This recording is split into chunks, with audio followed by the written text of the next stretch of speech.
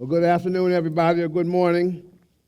Blessed to be here, thankful to be here, and just want to give you a little bit of my story and also why I do what I do.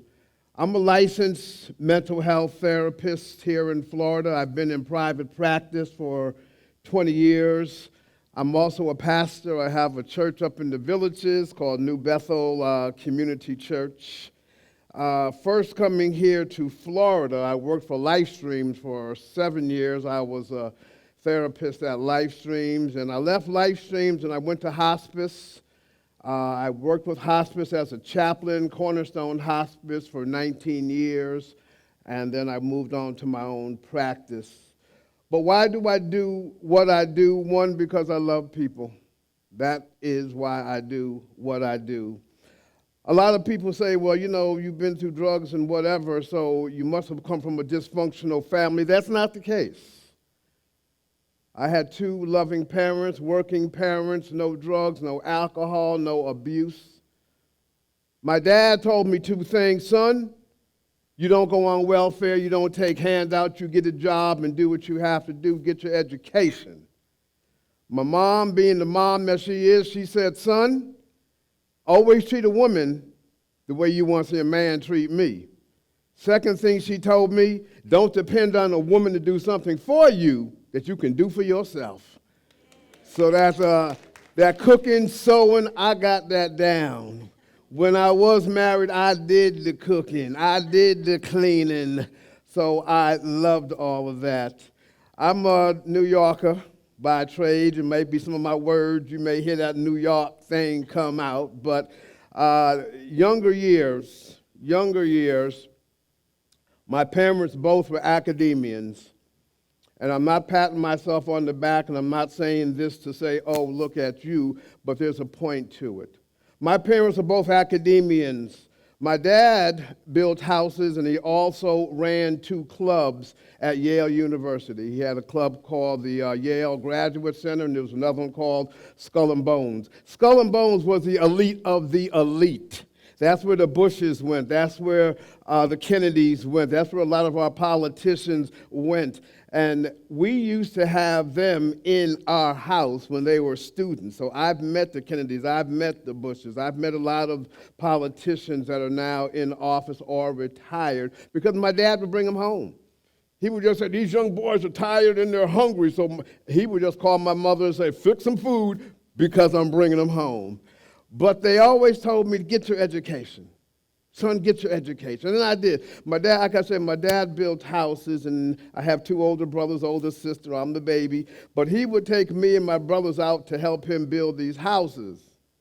And he looked at me one day. He said, son, you're not good at this. You better go to school. I went to school. So I do. I have a bachelor's. I have 3 masters. I have a doctorate. I went to law school. Then I went to seminary. So I took him serious. But during that time, I was halfway through my doctorates, and for whatever reason, I don't know what the reason was, still can't figure it out, but I want to try crack, but it wasn't called crack then, it was called freebasing. I just want to try it and see what it was like, and the crazy thing about it is there was nothing going wrong. There was no pressure, there was no nothing. From the time I was 22 until I was 33, my salary was over $100,000. I was the first African-American supervisor for the juvenile courts for the state of Connecticut. I'm in the history books. And not only did I do that, I went over to New York after that, and I worked with the gang task force. The Bloods, the Crips, the Folk Nation, the Latin Kings, Latin Queens. And I'm not talking about these little play pretender ones. I'm talking about the original, what they call OGs. I was their supervisor. So I've seen murders. I've seen people get beat down. I know why people do certain things. But as I say, I tried to crack, freebasing. And the one thing about me, I'm an extremist. If I'm going to do something, I'm going to do it. If I'm not, I'm not. I had no desire to stay in that. I just wanted to try it and see what the hype was all about. But when I tried it, I liked it. And when I like something, I like it. So when I started using, I would buy it $500 at a time because my salary allowed me to do that. And when that 500 went out, I would just take another 500 out the bank, and we just buy 500 more. However, my ex-wife didn't know what I was doing. She thought I had another woman because I wouldn't come home at night. The reason I didn't come home at night is crack won't let you sleep. So I would just stay out until she went to work. When she went to work, then I'd come home and sleep. Needless to say, I lost my job. Needless to say, she took the kids and left. I lived 4 doors down from my parents, and when I lost my job and my wife moved out and I lost my house, I was going to go stay with my parents. But my parents believe in tough love. They said, son, we love you, but you're not coming here. Understand, I had a 9-room house. My ex-wife and I, we had a jacuzzi in our bedroom. We can get out of our bed and go into a jacuzzi, and I can make our ceiling go halfway back. I built the house the way I wanted it to be built. Lost it. And I went from that $100,000 job, 2 kids, house, wife, everything else, to absolutely nothing. I have lived on the streets of New York, and I'm not talking about in a rehab center or an apartment. I lived on the streets. The bums that I used to walk by, I was living with them.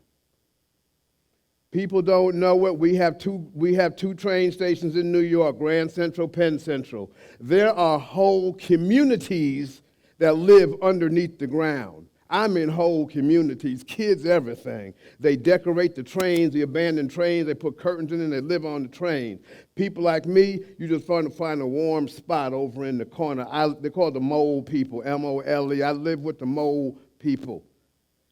And let me tell you what tough love is. My mom, my sister, my ex-wife put me in jail.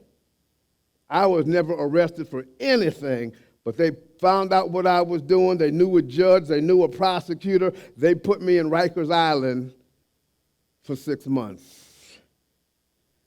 Was I afraid? No.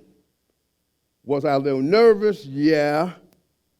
But I tell you what, going to jail is like anything else. You're there for a week. You know how to play the game. You play the game. When I came out, I had made friends with the drug pushers. I knew where to go and where to do, who to ask for when I got out. So that was an educational process. Did I sell drugs on the street? Yes, I did. I had to supply my habits. The blessings of God, I never got caught. Romans 7:15. The things I wish to do, I do not. The things I know I should do, I do not. It's not me, it's the sin that lives in me. Why do I do what I do? Because I've seen what happened to young girls when they run away from home. I've seen how the streets absorb them. I've seen how they become beautiful, young cheerleader-type young ladies to no teeth in their mouth, to getting abused on a daily basis. I don't want that for them.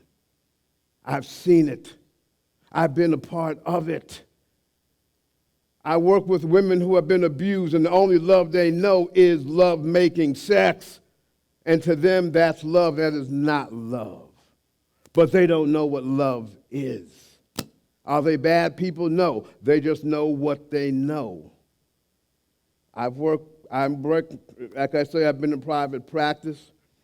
My specialties are substance abuse and sexual evaluations and counseling, as well as anger management, couples, and what have you. The good thing about it is the blessing of God. I don't have to work for a paycheck. As I say, I've worked for hospice for 19 years. They paid me well. I had enough sense to invest money. Am I rich? No. Am I comfortable? Yes, I am. I'm the pastor of a church. And the amazing thing about it is my church is up in the villages. Out of 120 people, there's only 5 people that look like me. All the rest don't. And they pay me pretty handsomely as well. So the beautiful thing is I don't have to do what I do for a paycheck. I do it because I love people. I have people that come to me and say, Dr. Deas, I really don't have it. I need the help, but I don't have it. My thing is, come on in, let's get this done. I thank God for people like Joe Zeiler, who knows my heart, and he helps me to supplement the people who can't pay for themselves. But even if he didn't, and even before he started working with me, I love people. I am concerned about people. I don't do it for a paycheck. But the one thing that I do know about addictions and about mental health problems, it starts with the mind. You have to want it. I went to 3 rehab programs and jail. Why didn't it stick? Because I wasn't ready for it. Why doesn't these programs work a lot of times with our young people now? Because they don't really want to. Let me tell you one thing. Right here in Lake County, in Sumter, there are young people right now. I have some clients right now that are making, listen to me, $1,300 in a half an hour 3 times a week. My job is to convince them that's wrong. You need to be at McDonald's making $15 or $18 an hour. They look at me in my face and say, Dr. Deas, do you really think I'm going to stop? And I know that they're not. Think about that.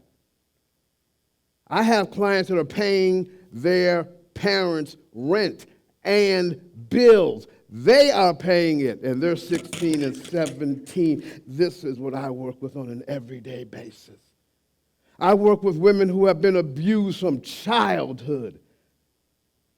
Their dad slept with them. Their uncle slept with them. Their brothers slept with them. Their self-worth is at 0. But I tell them I don't care where you come from, it's where you're going to end up. I want women to know that they're queens. You're a queen. You're a gift.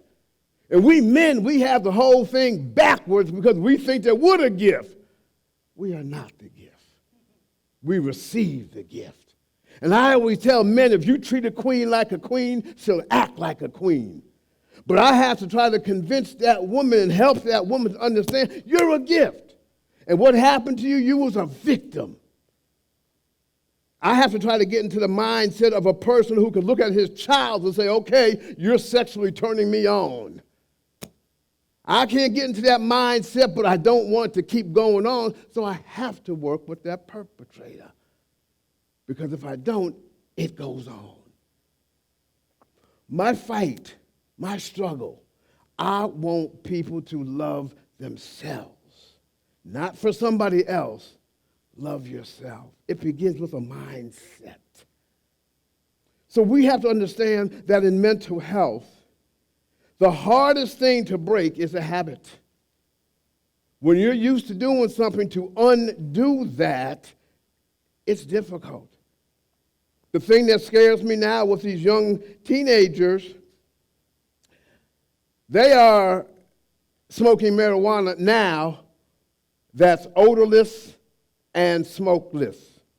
Hear me, odorless and smokeless. They call it dapping, and there's a dap that they're using. And when I told you that one of my little clients is making $1,300 a week, there's a cartridge that goes in the dap pen.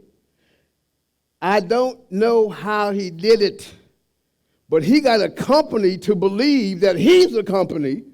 And they're sending him a box of these cartridges that are 89% pure marijuana, liquid, odorless, smokeless. He got this company to believe that he's a business.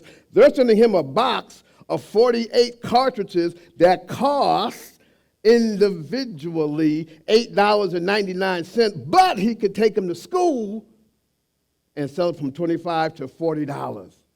So he's making $1,300 in a half an hour. The scary thing for me is you have kids out there that can afford this price every day. The scary thing to me is not only are they doing it, they can sit right in class and do it. They can sit right in front of you as a parent. You wouldn't even know they were doing it because they can hold it in the palm of their hand and get high all day. They can get high right here in this auditorium, and you would never know it. The scary part about it is they have monies to buy that. The scary part is there's 30 or 40 kids that are doing it. The scary part is after school, now they're driving on the road with you and I, stoned out of their mind. But I don't tell them that they're bad people. I tell them you're making bad choices. I never tell my clients you're bad people. You're making bad choices. Same thing God tells us. God says, I love the sinner. I hate the sin. That's what I tell my clients. I love you as a person. I may not like what you're doing. How do you make a woman have self-esteem? I'm not a woman, so how do I know? I know how to treat one. But I think that if we understand the whole psychological, people say, well, you're a product of your environment. Maybe, maybe not. Do I think it's true? Yes. Do I think it's always true? No. I think it's the choices that we make. I always tell my clients, especially the younger ones, we are the product of your 5 best friends. The 5 people you surround yourself with, that's who you are too. And it's your choice who you want to surround yourself with. I never tell my clients to stop doing things. I know the boys selling drugs. I know they're doing this. I never tell them to stop. I tell them consequences. So right now, the drug is the big thing. So what do I tell them? What's the consequences? Well, I've been in the drug game, and I know what the consequences are. There's only 3 things that's going to happen when you're in that game. Either you're going to stop doing it, you're going to go to jail, or you're going to die. There are no other possibilities. One of those 3 things are going to happen. Before they started the COVID, when it came out, I used to take 15, 20 kids, 30 kids on a jail tour. Right to the very jail. I took them on a jail tour every month. And I love to take the big, tough, rough, you ain't going to tell me what to do, you ain't going to, oh, they're talking so much junk. But then when they come out, they're crying. Oh, Dr. Deas, why you take me in there? Oh, you so tough on the street. What's up now? And I try to make them understand is that this are going to be your roommates. And if you can't hold your ground in there, guess who's going to be a girl in there if them boys wake up in the morning and they feel a little sexual? And if they want your food, if you can't defend yourself, what's going to happen? You better appreciate home. You better appreciate I can always tell these young people, your best friends you're living with them is your mama and your daddy. Now, what about if that mom and dad don't like themselves? How can you pass on what you don't have? So when I work with kids, I work with the whole family. If you're not going to come in, I'm not going to work with your child because you may undo what I'm trying to do. So the mental health, first understand what the problem is. Understand what caused that problem. Then we can start working. What do you have to do? You have to get that person to trust you. They have to trust you. Adult, child, they have to trust you because people lie. Sometimes people are in denial. I was in denial. My mom used to ask me before I got my mind back, Isaac, are you getting high? Nope. When Mr. and Mrs. So-and-so said they thought, are they wrong? They're wrong. I was high when I was talking to my mom. She didn't know what to say. But you know what turned me around? 1, my faith in the Lord. 2, when I finally admitted it because I was in denial, I was the supervisor of probation before I got fired. I take that back. I didn't get fired. They gave me an option. They said, we're going to fire you or you can leave on your own with your benefits. Might have been an addict, but I wasn't stupid. I left with my benefits. However, when I finally did admit it to my mom and dad, my dad, man, he just got up, walked out the room. He was just very angry. My mom, there was a look that she gave me. It wasn't an angry look. It was a disappointment look. It's like, son, how could you do this? I would have had my mother slap me in my face rather than look like that. And my last rehab program was down here in Florida. And what kept going through my mind is, I never want to be the one to make my mother look like that again. So my fight is holistic. I try to work with the whole family. I want men to understand this woman is not your possession. She's your gift from God. I try to tell men, you are not the king of the house. You're the prince of the house. For a king is to be served, but a prince serves. So the better you serve your woman, the more she'll treat you like a king. And if we can get that concept, if I can get these men that concept, treat that queen like a queen, that she'll treat you like a king, then you have a good representative of what to show your children. Because children imitate what they see and repeat what they hear. I'm going to stay to my time limit, so I got 3 minutes, so let me just leave with this. When I say children repeat what they hear, imitate what they see, let me just give you a quick example. A mother came to me with her child. He was about 8 years old. He was sitting outside. I brought her in my office first. He was out in the waiting room. I said, well, what's going on? Well, he's getting in fights in school, and he's not listening to the teachers, and he's just being bad. I bring him in my office. Little old boy, his feet didn't even reach the floor. Their feet just dangling. I said, listen, your mom says you're arguing, you're getting in fights. What's going on in school? What's going on with you? Them niggers are making me mad. Now, I've been in the game long enough, I don't react. I said, what? He said, them niggers are making me mad. What's a nigger? I don't know. Are you a nigger? I don't know. I said, am I a nigger? He didn't even know what a nigger was. But when his mama came back in that room, I looked at her. I said, I see what the problem is. It ain't him, it's you. Because he's repeating what he heard in that house. So I have to work with things like that. Do I think it's wrong? No, some people were raised thinking like that. But I want people to know your choices have consequences. And how you want to deal with them is how you want to deal with them. But first, be truthful to yourself. Be truthful to yourself. I'm not here to judge you. I'm not here to condemn you. I'm here to help you get over this hurdle. But you know, the one thing that I really admire that I can do, because God has provided it, I don't have to work for a paycheck. I could close my office down at any time and I'm fine financially. My house is paid for, my cars are paid for, my credit cards are at zero, and I'm not bragging. To God be the glory. I do it because I love people. I'm on the sheriff's committee. I work with the sheriff. I'm on the board at Lake Sumter. I'm on the board at Lake Tech. I go into schools. I go into organizations. I do team building, all kind of things, because I want this to be a good community. I used to live in Harlem when Harlem was very safe. And now people are afraid to even walk out their door in Harlem. I don't want that to happen here. I slowly see it starting to happen here, but I feel if I can change one person, then they can convince somebody else, and that person can convince somebody else, and the cycle goes on. So I thank you for having me. I try to be obedient with my time. So God bless you. Have a blessed day.